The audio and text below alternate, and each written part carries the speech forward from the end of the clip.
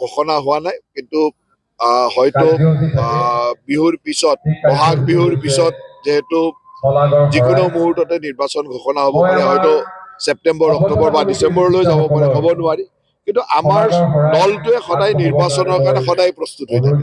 গতিকে নিৰ্বাচনটো থাকিব, নিৰ্বাচনৰ লগে লগে আমি BTCত আমাৰ সাংগঠনিক কামো চলি থাকিব। আৰু এইবাৰ যিহেতু BTC নিৰ্বাচনত আমাৰ সংগঠনটো আৰু অধিক শক্তিশালী কৰাৰ কাৰণে আমি চেষ্টা কৰিছোঁ, সেইবাবে আমাৰ সাংগঠনিক কাম চলি আছে।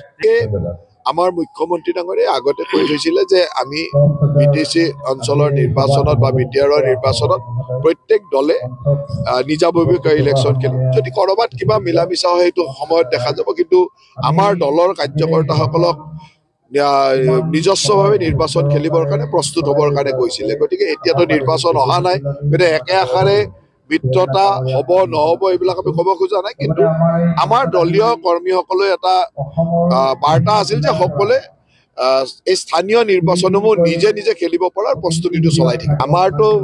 আমাৰ দলটোৱে কেতিয়াও ভিতৰে ভিতৰে বুজাবুজি নকৰে। বুজাবুজি কৰিলে সন্মুখে সন্মুখে কৰিব, নকৰিলে নকৰে। সাধাৰণতে স্থানীয় নিৰ্বাচনবিলাকত আমি কাৰো লগতে মিত্ৰতা কৰি নিৰ্বাচন খেলা নাই।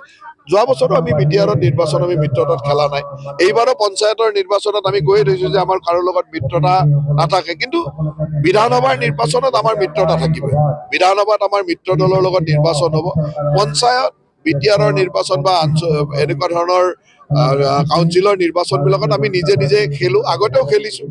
তাৰে মাজতে কোনোবাই যদি বুজা-বুৰা কৰিব খোজে কৰিব পাৰে, স্থানীয়ভাৱে বুজা-বুৰা কৰিব পাৰে। এইবাৰ আমাৰ সংগঠন ক্ৰমাগতভাৱে ভাল হৈছে। বিশেষকৈ বাক্সা, তামুলপুৰ, ওদালগুৰি এই জিলাকেইখনৰ আমাৰ সংগঠন যথেষ্ট শক্তিশালী হৈ আছে।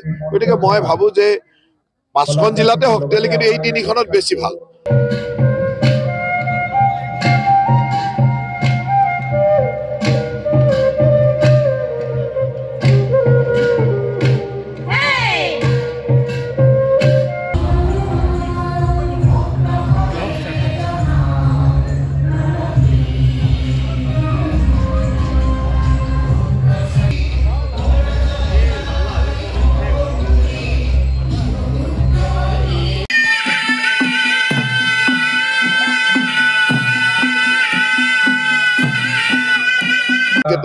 ঘোষণা হোৱা নাই, কিন্তু হয়তো বিহুৰ পিছত বহাগ বিহুৰ পিছত যেহেতু যিকোনো মুহূৰ্ততে নিৰ্বাচন ঘোষণা হ'ব পাৰে, হয়তো ছেপ্টেম্বৰ, অক্টোবৰ বা ডিচেম্বৰলৈ যাব পাৰে, ক'ব নোৱাৰি। কিন্তু আমাৰ দলটোৱে সদায় নিৰ্বাচনৰ কাৰণে সদায় প্ৰস্তুত হৈ থাকে। গতিকে নিৰ্বাচনটো থাকিব, নিৰ্বাচনৰ লগে লগে আমি BTCত আমাৰ সাংগঠনিক কামো চলি থাকিব। আৰু এইবাৰ যিহেতু BTC নিৰ্বাচনত আমাৰ সংগঠনটো আৰু অধিক শক্তিশালী কৰাৰ কাৰণে আমি চেষ্টা কৰিছোঁ, সেইবাবে আমাৰ সাংগঠনিক কাম চলি আছে। আমাৰ মুখ্যমন্ত্ৰী ডাঙৰীয়াই আগতে কৈ থৈছিলে যে আমি BTC অঞ্চলৰ নিৰ্বাচনত বা BTRৰ নিৰ্বাচনত প্ৰত্যেক দলে নিজাববীয়াকৈ ইলেকশ্যন খেলিব। যদি ক'ৰবাত কিবা মিলা মিছা হয় সেইটো সময়ত দেখা যাব, কিন্তু আমাৰ দলৰ কাৰ্যকৰ্তাসকলক নিজস্বভাৱে নিৰ্বাচন খেলিবৰ কাৰণে প্ৰস্তুত হ'বৰ কাৰণে কৈছিলে। গতিকে এতিয়াতো নিৰ্বাচন অহা নাই, গতিকে একে আষাৰে মিত্ৰতা হ'ব নহ'ব এইবিলাক আমি ক'ব খোজা নাই। কিন্তু আমাৰ দলীয় কৰ্মীসকলে এটা বাৰ্তা আছিল যে সকলোৱে এই স্থানীয় নিৰ্বাচনসমূহ নিজে নিজে খেলিব পৰাৰ প্ৰস্তুতিটো চলাই থাকে।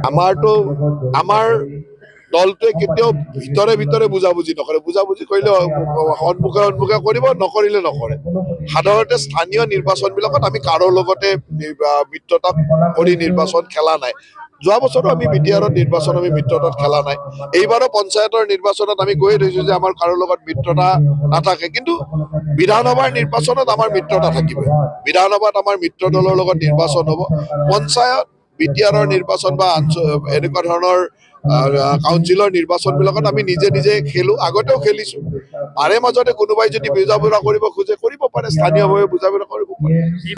এইবাৰ আমাৰ সংগঠন ক্ৰমাগতভাৱে ভাল হৈছে, বিশেষকৈ বাক্সা, তামোলপুৰ, ওদালগুৰি এই জিলাকেইখনৰ আমাৰ সংগঠন যথেষ্ট শক্তিশালী হৈ আছে। গতিকে মই ভাবোঁ যে 5খন জিলাতে শক্তিশালী, কিন্তু এই 3খনত বেছি ভাল।